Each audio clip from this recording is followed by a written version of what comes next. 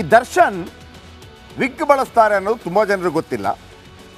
ಅವರು ಕ್ರಾಂತಿ ಸಿನಿಮಾ ತನಕ ವಿಗ್ ಬಳಸ್ತಾ ಇರಲಿಲ್ಲ. ಕ್ರಾಂತಿ ಸಿನಿಮಾ ಸಂದರ್ಭದಲ್ಲಿ ಅವರ ಮುಂಭಾಗದಲ್ಲಿ ಕೂದಲು ಸ್ವಲ್ಪ ಕಡಿಮೆ ಆಗಿದೆ. ಅದನ್ನು ಅವರು ಲೆಂಥನಿಂಗ್ ಮಾಡ್ತಾ ಇದ್ದಾರೆ ಮುಂಭಾಗದಲ್ಲಿ. ಆದರೆ ಕಾಟೇರ ಸಿನಿಮಾದಲ್ಲಿ ವಿಗ್ ಹಾಕಿದ್ರು. ಕಾಟೇರ ಸಿನಿಮಾ ಕೂಡ ಅಂಥದ್ದೇ ಸಿನಿಮಾ, ಅಂದರೆ ಸ್ವಲ್ಪ ವಿಗ್ಗೆಲ್ಲ ಹಾಕುವಂಥ ಸಿನಿಮಾ ಆದ ಕಾರಣಕ್ಕಾಗಿ ಪ್ರಾಬ್ಲಮ್ ಆಗಲಿಲ್ಲ. ಈಗ ಬರ್ತಾ ಇರುವಂಥ ಡೆವಿಲ್ ಸಿನಿಮಾದಲ್ಲಿ ಲುಕ್ ಚೇಂಜ್ ಮಾಡಿದ್ದಾರೆ, ಅದು ಕೂಡ ವಿಗ್ಗೆ. ಈಗ ಅವರು ಹಾಕಿದ್ದಾರಲ್ಲ ಅದು ಕೂಡ ಮುಂಭಾಗದಲ್ಲಿ ಮಾತ್ರ ವಿಗ್. ಓಕೆ, ದರ್ಶನ್ ಕೊಲೆ ಪ್ರಕರಣದಲ್ಲಿ ಜೈಲು ಸೇರಿದ್ದಾರೆ. ಜೈಲಲ್ಲಿ ದರ್ಶನ್ ಅವರ ದರ್ಪ ದೌಲತ್ತಿಗೆ ಲಗಾಮ್ ಬಿದ್ದಿದೆ. ಇದೀಗ ಅವರ ಕೃತಕ ಕೂದಲಿಗೂ ಕತ್ತರಿ ಬಿದ್ದಿದೆ ಎನ್ನುವಂಥ ಸಂಗತಿ ಬೆಳಕಿಗೆ ಬಂದಿದೆ. ತುಂಬ ಜನರಿಗೆ ಗೊತ್ತಿಲ್ಲದ ವಿಚಾರ ಅಂದರೆ ದರ್ಶನ್ ತಲೆ ಕೂದಲು ಒರಿಜಿನಲ್ ಅಲ್ಲ, ಅಂದರೆ ಮುಂಭಾಗದಲ್ಲಿ ಮಾತ್ರ. ದರ್ಶನ್ ಸ್ಯಾಂಡಲ್ವುಡ್ಗೆ ಕಾಲಿಟ್ಟಾಗ ಅವರ ಕೇಶರಾಶಿ, ಅವರ ಸ್ಟೈಲು, ಅವರ ಲುಕ್ಗೆ ಮರಳಾಗದವರೇ ಇಲ್ಲ. ಒಂದೊಂದು ಚಿತ್ರಕ್ಕೂ ಅವರು ಹೇರ್ ಸ್ಟೈಲ್ ಮಾಡ್ತಾಯಿದ್ರು. ದರ್ಶನ್ ಹೇರ್ ಸ್ಟೈಲ್ಗೆ ತುಂಬ ಜನ ಫ್ಯಾನ್ಸ್ ಫಿದಾ ಆಗಿದ್ದಾರೆ. ಆದರೆ ಬಹುತೇಕ ಜನರಿಗೆ ದರ್ಶನ್ ಇದೀಗ ವಿಗ್ ಹಾಕ್ತಾರೆ ಅನ್ನೋ ವಿಚಾರ ಗೊತ್ತಿಲ್ಲ. ಕ್ರಾಂತಿ ಸಿನಿಮಾದ ನಂತರ ಅವರು ವಿಗ್ ಬಳಸ್ತಾ ಇದ್ದಾರೆ. ಬಾಹ್ಯವಾಗಿಯೂ ಕೂಡ ಸಾರ್ವಜನಿಕವಾಗಿ ಕೂಡ ಅವರು ವಿಗ್ ಬಳಸ್ತಾ ಇದ್ದಾರೆ. ಸೂಕ್ಷ್ಮವಾಗಿ ಗಮನಿಸಿದರೆ ಮಾತ್ರ ದರ್ಶನ್ ಅವರ ವಿಗ್ ಹಾಕೋದು ನಿಮಗೆ ಗೊತ್ತಾಗುತ್ತೆ. ಪ್ರಾಬ್ಲಮ್ ಏನೀಗ, ನಿಮಗೆ ಯಾಕೆ ಬೇಕು ವಿಗ್ ಕತೆ ಅಂತಂದರೆ ಹೇಳ್ತೀನಿ ಕೇಳಿ.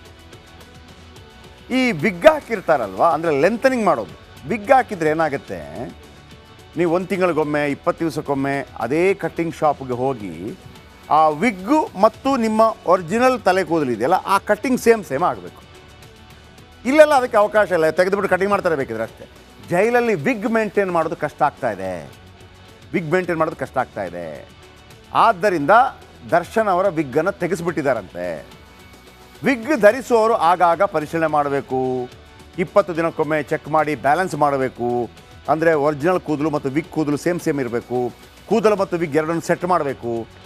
ಆದರೆ ಜೈಲಲ್ಲಿ ವಿಗ್ ಸೆಟ್ ಮಾಡೋದಷ್ಟು ಈಸಿನಾ? ಸಾಧ್ಯನೇ ಇಲ್ಲ.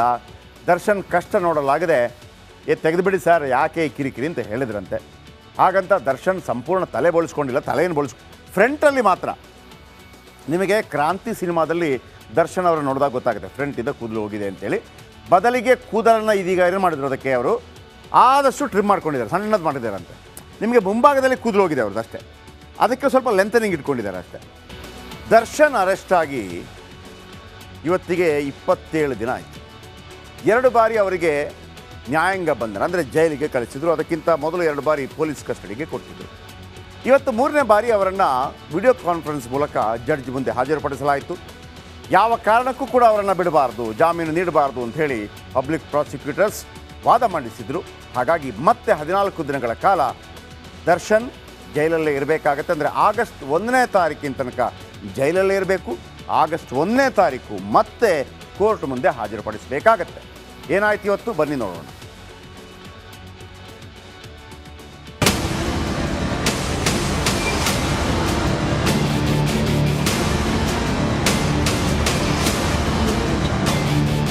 ದರ್ಶನ್ ಅಂಡ್ ಗ್ಯಾಂಗ್ನ ಸಂಕಷ್ಟಗಳ ಸರಣಿ ಸದ್ಯಕ್ಕಂತೂ ಮುಗಿತಿಲ್ಲ. ಕಾಟೇರನಿಗೆ ವಿಗ್ ಚಿಂತೆ ಹೆಚ್ಚಾಗಿದೆ. ಕೂದಲು ಟ್ರಿಮ್ ಮಾಡಿಸೋ ಸ್ಥಿತಿ ಬಂದಿದೆ. ಜೈಲೂಟ ಸೇರದೆ ತೂಕ ಇಳಿತಾ ಇದೆ. ಪ್ರೇಯಸಿ ಕಾಣದೆ, ಬಾಡು ಸಿಗದೆ, ನಿದ್ದೆ ಇಲ್ಲದೆ ಕೊರಗುತ್ತಿರೋ ಡೆವಿಲ್ಗಳ ಬಾಸ್ ಮತ್ತೆ 14 ದಿನ ಪರಪ್ಪನ ಅಗ್ರಹಾರದಲ್ಲೇ ಕಂಬಿ ಎಣಿಸೋ ಅನಿವಾರ್ಯತೆ ಎದುರಾಗಿದೆ.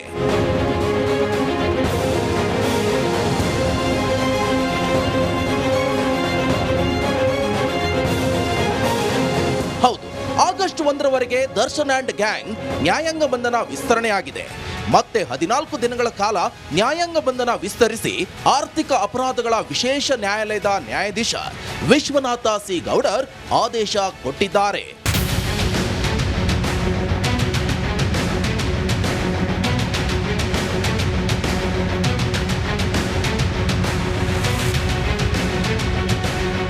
ರೇಣುಕಸ್ವಾಮಿ ಕೊಲೆ ಆರೋಪದಲ್ಲಿ ಪರಪ್ಪನ ಅಗ್ರಹಾರ ಜೈಲು ಸೇರಿರುವ ನಟ ದರ್ಶನ್ ಮನೆ ಊಟ, ಮಲಗಲು ಹಾಸಿಗೆ, ಓದಲು ಕೆಲವು ಪುಸ್ತಕಗಳನ್ನು ಮನೆಯಿಂದ ತರಿಸಿಕೊಳ್ಳುವ ಅವಕಾಶ ಕೊಡಬೇಕು ಅಂತ ಹೈಕೋರ್ಟ್ಗೆ ಅರ್ಜಿ ಸಲ್ಲಿಸಿದ್ರು. ಆದರೆ ಈಗ ರಿಟ್ ಅರ್ಜಿಯ ವಿಚಾರಣೆಯನ್ನ ನಾಳೆಗೆ ಮುಂದೂಡಲಾಗಿದೆ.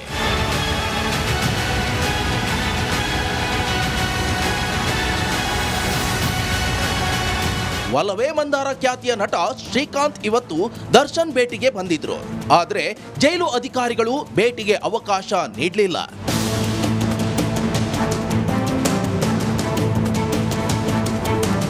Bureau report, republic Kannada. ನೋಡಿ, ಪ್ರತಿ ಸಲ 14 ದಿನ ಕಳೆದ ನಂತರ ಕೋರ್ಟ್ ಮುಂದೆ ಹಾಜರುಪಡಿಸಬೇಕು ಆರೋಪಿಯನ್ನು. 14 ದಿನಗಳ ಕಾಲ ಮಾತ್ರ ಇರೋದು. ನೋಡಿ, ಪ್ರತಿ 14 ದಿನಗಳಿಗೊಮ್ಮೆ ಅಲ್ಲೇ ಬಿಟ್ಟಿರೋದಿಲ್ಲ. ಈ ವ್ಯವಸ್ಥೆ ನೋಡಿ, ಈಗ ಜೈಲಲ್ಲಿ ಹಾಕಿರ್ತಾರಲ್ಲ, ವಾಪಸ್ 14 ದಿನ ಆದಮೇಲೆ ಕರ್ಕೊಂಬರ್ಬೇಕು.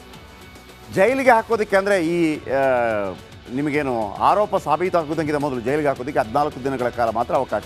ಸಮ್ಟೈಮ್ಸ್ 3 ದಿವಸ, 5 ದಿವಸ, 6 ದಿವಸ, ಮ್ಯಾಕ್ಸಿಮಮ್ 14 ದಿವಸ.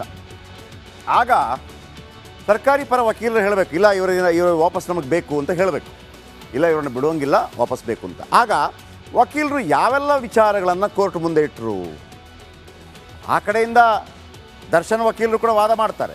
ಈಗ ಸರ್ಕಾರಿ ವಕೀಲರು ದರ್ಶನ್ ಅವರಿಗೆ ಮತ್ತೊಮ್ಮೆ 14 ದಿನಗಳ ಕಾಲ ನ್ಯಾಯಾಂಗ ಬಂಧನ ಕೊಡಿಸುವಲ್ಲಿ ಹೇಗೆ ಸಫಲರಾದರು, ಏನು ಪಾಯಿಂಟು ನೋಡಿ. ಪಾಯಿಂಟ್ ನಂಬರ್ 1, ದರ್ಶನ್ ಗ್ಯಾಂಗ್ಗೆ ಶಾಕ್ ಕೊಟ್ಟರು ವಕೀಲರು. ಹೆಂಗೆ ನೋಡಿ ಮಹಾಸ್ವಾಮಿಗಳೇ, ಎಲ್ಲ ಆರೋಪಿಗಳು ಅಪಹರಣ, ಕೊಲೆ, ಒಳಸಂಚಲ್ಲಿ ಭಾಗಿಯಾಗಿದ್ದಾರೆ, ಹಾಗಾಗಿ ಇವರನ್ನು ಬಿಡುವಂಗಿಲ್ಲ.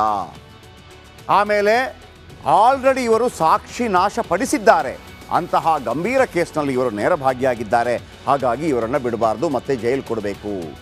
ಆಮೇಲೆ ಸಾಕ್ಷಿದಾರರು ಯಾರು ಸಾಕ್ಷಿ ಹೇಳ್ತಾರೆ, ಆಮೇಲೆ ತಾಂತ್ರಿಕ ಸಾಕ್ಷ್ಯಾಧಾರಗಳು, ತಾಂತ್ರಿಕ ಟೆಕ್ನಿಕಲ್ ಎವಿಡೆನ್ಸ್ ಸಿಕ್ಕಿದೆ ಮಹಾಸ್ವಾಮಿಗಳೇ, ಹಾಗಾಗಿ ಇವರನ್ನು ಬಿಡಬೇಡಿ. ಆಮೇಲೆ ಆರೋಪಿಗಳಿಂದ ಈಗಾಗಲೇ 83,65,000 ವಶಕ್ಕೆ ಪಡೆಯಲಾಗಿದೆ ಮಹಾಸ್ವಾಮಿಗಳೇ. ನೀವು ಕೇಳ್ಬೋದು, 83 ಲಕ್ಷ ಏನ್ರಿ ದೊಡ್ಡ ವಿಚಾರನಾ? ದರ್ಶನ್ ಅವರಿಗೆ 22 ಕೋಟಿ ಸಂಭಾವನೆ ಇಲ್ವಾ ಅಂತೇಳಿ. ನೋಡಿ, ಒಂದು ಕಾನೂನಿದೆ, ತುಂಬ ಜನರಿಗೆ ಗೊತ್ತಿಲ್ಲ ಅದು. ಈಗ ನಾವು ನಮ್ಮ ಮನೆಯಲ್ಲಿ 2 ಲಕ್ಷಕ್ಕಿಂತ ಹೆಚ್ಚು ಕ್ಯಾಶ್ ಇಟ್ಕೊಳ್ಳೋಂಗಿಲ್ಲ. ಹಾಗಿದ್ರೆ ನೀವು ಒಂದು ಮದುವೆ ಮುಂಜಿ ಸಮಾರಂಭ 10 ಲಕ್ಷ ತಂದಿಟ್ಟಿರ್ತೀವಿ, ತಂದಿಡ್ಬೋದು, ಇಲ್ಲ ಅಂತಲ್ಲ. ಒಂದು ವೇಳೆ ರೈಡ್ ಮಾಡುವಾಗ ನಿಮ್ಮಲ್ಲಿ ಹಣ ಸಿಕ್ಕಿದರೆ ನೀವು ಅದಕ್ಕೆ ಕಾರಣ ಕೊಡಬೇಕು. ಈಗ 83 ಲಕ್ಷದ ಹೇಳೋದು ವಿಚಾರ ದೊಡ್ಡ ವಿಚಾರ ಅಲ್ಲ, ಎಲ್ಲಿಂದ ಬಂತು ಅಂತ ಕೇಳ್ತಾರೆ. ಯಾವುದೋ ಪ್ರೊಡ್ಯೂಸರು, ಡೈರೆಕ್ಟ್ರು ಅಂತ ಹೇಳಿದಾಗ ಆತ ನೀನು ಇದಕ್ಕೆ ಇನ್ಕಮ್ ಟ್ಯಾಕ್ಸ್ ಕಟ್ಟಿದೆಯಾ ಇಲ್ವೋ ಅಂತೇಳಿ ಆತನ ಬುಡಕ್ಕೆ ಬರುತ್ತೆ. ಹಾಗಾಗಿ ಯಾರು ಬಾಯಿ ಬಿಡೋದಿಲ್ಲ. ಅದಕ್ಕೆ ಇವತ್ತು ವಕೀಲರು ಏನು ಹೇಳಿದ್ರು ಕೋರ್ಟ್ಗೆ, ನೋಡಿ ಮಹಾಸ್ವಾಮಿ, 83,60,000 ಸಿಕ್ಕಿದೆ, ಈ ಹಣ ಕೊಟ್ಟವರ ವಿಚಾರಣೆ ನಡೆಸಿ ಹೇಳಿಕೆ ಪಡೆಯಬೇಕು, ಅದು ಬ್ಲ್ಯಾಕ್ ಮನಿನಾ ವೈಟ್ ಮನಿನಾ ಗೊತ್ತಾಗಬೇಕು, ಸೊ ಹಾಗಾಗಿ ಅವರನ್ನು ಬಿಡಬೇಡಿ. ನೆಕ್ಸ್ಟ್ ಪಾಯಿಂಟು, ಹಣದ ಮೂಲದ ಬಗ್ಗೆ ಮಾಹಿತಿ ಸಂಗ್ರಹಿಸಬೇಕಾಗಿದೆ. ಇದು ಎಲ್ಲಿಂದ ಬಂತು ಅಂತ ನಾನು ಹೇಳ್ದಂಗೆ. ಇನ್ನು ಕೃತ್ಯಕ್ಕೆ ಬಳಸಿದ್ದ ಕೆಲ ವಾಹನ ಬೇರೆಯವರ ಹೆಸರಲ್ಲಿದೆ. ಅವತ್ತು ಬಳಸಿದ್ರಲ್ವ ಕೆಲವು ವಾಹನ, ಹಣ ತಗೊಂಡು ಹೋಗೋದಕ್ಕೆ ಬರೋದಕ್ಕೆಲ್ಲ, ಅದರ RC ಮಾಲೀಕರನ್ನು ಪತ್ತೆ ಹಚ್ಚಿ ಹೇಳಿಕೆ ಪಡೆಯಬೇಕು. ಇನ್ನೂ ಸಿಕ್ಕಿಲ್ಲ ಅದರ ಮಾಲೀಕರು ಯಾರು ಅಂತೇಳಿ. ಎಲ್ಲ ಆರೋಪಿಗಳಿಂದ ಈ ಎಲ್ಲ 17 ಜನ ಏನಿದ್ದಾರೆ ಅವರು ಖತರ್ನಾಕಿದ್ದಾರೆ ಮಹಾಸ್ವಾಮಿಗಳೇ. ಹೊರಗೆ ಬಿಟ್ಟರೆ ಸಾಕ್ಷ್ಯಗಳನ್ನು ನಾಶ ಮಾಡಿಬಿಡ್ತಾರೆ. ನಮಗಿನ್ನೂ ಸಿಗದ ಸಾಕ್ಷ್ಯ ಅವರ ಬಳಿ ಇರ್ಬೋದು, ಅವ್ರಿಗೆ ಗೊತ್ತಿರ್ಬೋದು, ಎಲ್ಲೋ ಬಚ್ಚಿಟ್ಟಿರ್ಬೋದು, ನಮಗದು ಸಿಗಬೇಕು. ಅವರನ್ನು ಬಿಟ್ಬಿಟ್ರೆ ಅವ್ರು ನಾಶ ಮಾಡಿಬಿಡ್ತಾರೆ. ಸೊ ಹಾಗಾಗಿ ಬಿಡಬೇಡಿ. ಭೌತಿಕ, ತಾಂತ್ರಿಕ, ವೈಜ್ಞಾನಿಕ ಸಾಕ್ಷ್ಯ ನಾಶ ಮಾಡಿದ್ದಾರೆ.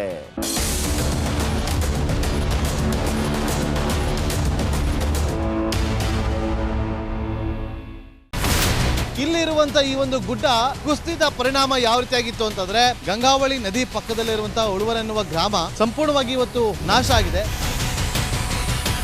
ಮನೆ ಮಠ ಏನಿಲ್ಲ, ಎಲ್ಲ ಹೋಗ್ಬಿಟ್ಟಿದೆ. ಇವತ್ತು ರಿಪಬ್ಲಿಕ್ ಕನ್ನಡ ಮಾಡಿದಂತಹ ಒಂದು ವರದಿಯಿಂದಾಗಿ ಎಚ್ಚೆತ್ತುಕೊಳ್ಳುವಂತ ಕೆಲಸ ಸರ್ಕಾರ ಮಾಡಿದೆ, ಸಚಿವರು ಕೂಡ ಮಾಡಿದ್ದಾರೆ. 2 ಗಂಟೆಗೆ ಸುದ್ದಿ ಮೂಡಿಸಿದ್ದು 6 ಗಂಟೆಗೆ ಎಲ್ಲ ಸಚಿವರು, ಮಿನಿಸ್ಟರ್ ಎಲ್ಲ ಬಂದು ಇಲ್ಲಿ ನೋಡೋಗಿದ್ದಾರೆ. ಎಲ್ಲಾ ಜನರಿಗೂ 1,20,000 ಮತ್ತೆ ಅವರಿಗೆ ಮನೆಗೆ 5 ಲಕ್ಷ. ಈ ಸುದ್ದಿಯನ್ನ ಎಲ್ಲ ಒಂದು ಅಧಿಕಾರಿಗಳಿಗೆ ಮುಟ್ಟಿಸಿದ್ದಕ್ಕಾಗಿ ರಿಪಬ್ಲಿಕ್ ಕನ್ನಡ ಟಿವಿಗೆ ಧನ್ಯವಾದ ಹೇಳಿ ಇಷ್ಟಪಡ್ತೇವೆ. ಮನೆನೂ ಕೊಡ್ತೇವೆ, ಮಕ್ಕಳ ಶಿಕ್ಷಣಕ್ಕೆ ತೊಂದರೆ ಆಗದೆ ಇದ್ದಂಗೆ ಹೆಲ್ಪ್ ಮಾಡ್ತೇವೆ. 1,20,000 ಮನೆ ಯಾರ್ದ್ರ ಡ್ಯಾಮೇಜ್ ಆಗಿದೆ ಅದನ್ನ ಕೊಡ್ತೀವಿ ಅಂತ ಒಪ್ಕೊಂಡಿದ್ದಾರೆ. ನಮ್ಮ ಕಷ್ಟಕ್ಕೆ ನೀವು ರಿಪಬ್ಲಿಕ್ ಕನ್ನಡದವರಾದಂತ ನೀವು ನೆರವಾಗಿರ್ತ ನಾವು ನಂಬಿದ್ದೇವೆ. ಅವರಿಗೆ ಸೂರನ್ನ ಕಲ್ಪಿಸಿಕೊಡೋವರೆಗೂ ಕೂಡ ರಿಪಬ್ಲಿಕ್ ಕನ್ನಡ ಅವರಿಗೆ ಧ್ವನಿಯಾಗಿ ನಿಲ್ಲುವಂತ ಕೆಲಸವನ್ನ ಮಾಡುತ್ತೆ.